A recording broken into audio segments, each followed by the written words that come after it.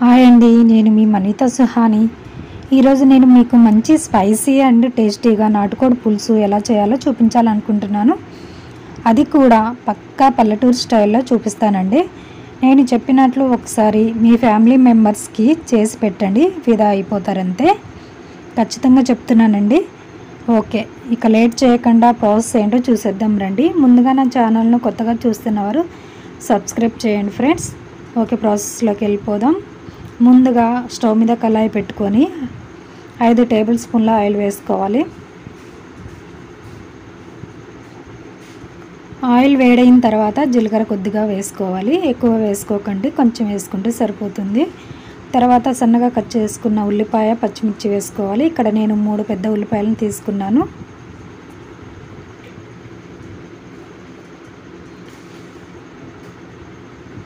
ఇలా కొంచెం ఫ్రై అయిన తర్వాత దాల్చిన చెక్క, బిర్యానీ ఆకు వేసుకొని తిప్పుకోండి ఫ్రెండ్స్.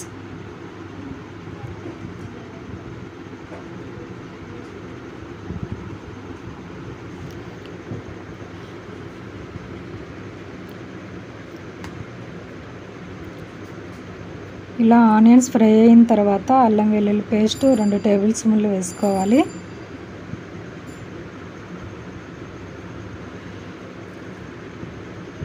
అల్లం వెల్లుల్లి పేస్ట్ ఆయిల్లో బాగా ఫ్రై చేసుకోండి, అప్పుడే కూర అనేది టేస్ట్ బాగుంటుంది.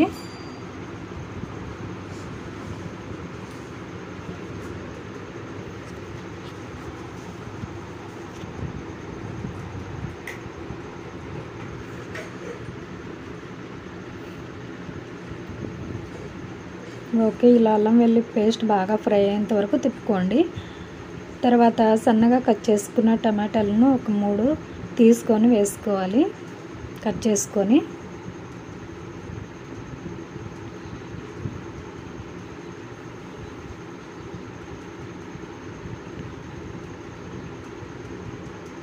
ఇలా టమాటాలు కొంచెం మగ్గిన తర్వాత సాల్ట్ 2 టేబుల్ స్పూన్లు వేసుకోవాలి.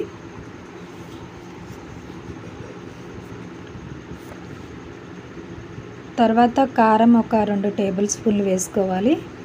ఇక్కడ నాటుకోడి పులుసు కాబట్టి కారం కొంచెం ఎక్కువ వేసుకుంటేనే బాగుంటుంది ఫ్రెండ్స్.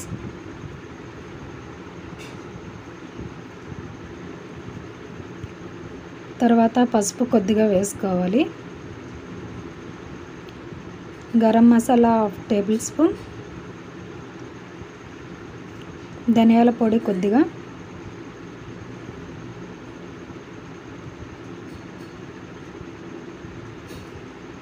ఇవన్నీ మసాలాలు వేసుకున్న తర్వాత ఒకసారి తిప్పేసుకోండి.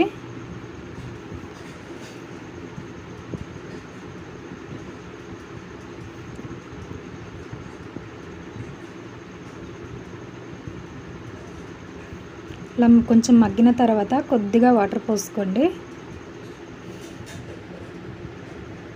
ఒక చిన్న గ్లాసులో సగానికి పోసుకుంటే సరిపోతుందండి. తర్వాత మూత పెట్టేసుకొని కొద్దిసేపు మగ్గనివ్వండి.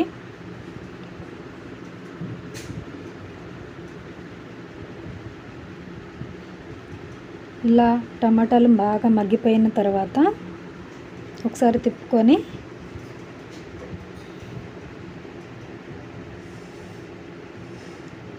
చికెన్ని వేసుకోవాలి. నేను ఇక్కడ నాటుకోడితో చేసుకుంటున్నాను కాబట్టి దీన్ని కడుక్కోలేదండి.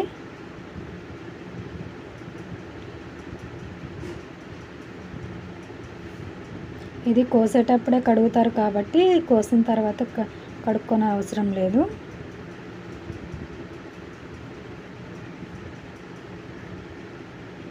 తర్వాత మూత పెట్టేసుకోండి.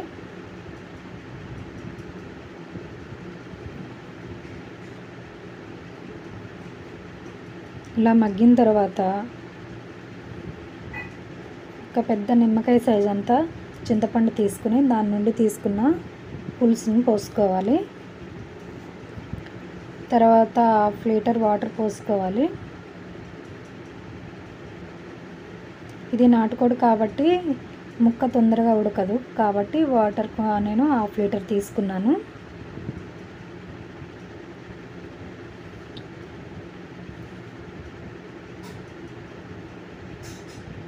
ఇలా మంచిగా తిప్పుకున్న తర్వాత మూత పెట్టుకొని కాసేపు మగ్గనివ్వండి.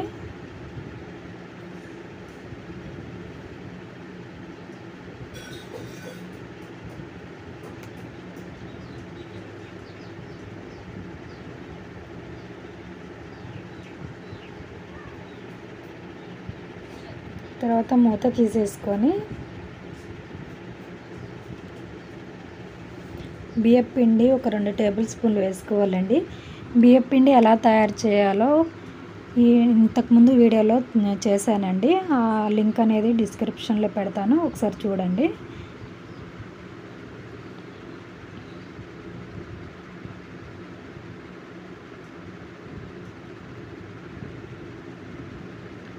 ఈ బియ్యపిండి వేయడం వలన గ్రేవీ అనేది దగ్గరకు వస్తుంది, బాగుంటుంది. అలాగే 1 టేబుల్ స్పూన్లు కొబ్బరి పొడి వేసుకోవాలి.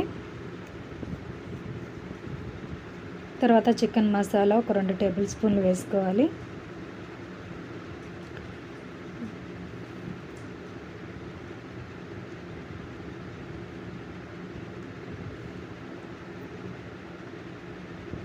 మసాలాలు వేసుకున్న తర్వాత కాసేపు మూత పెట్టుకొని కాసేపు ఉడకనివ్వండి.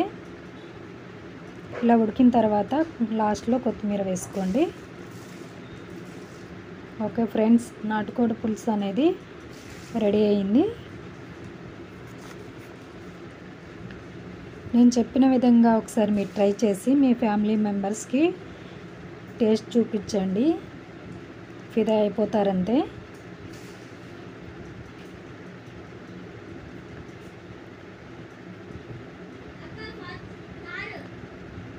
ఓకే అండి, నా వీడియో కనుక మీకు నచ్చినట్లయితే లైక్ చేయండి, షేర్ చేయండి, సబ్స్క్రైబ్ చేయండి.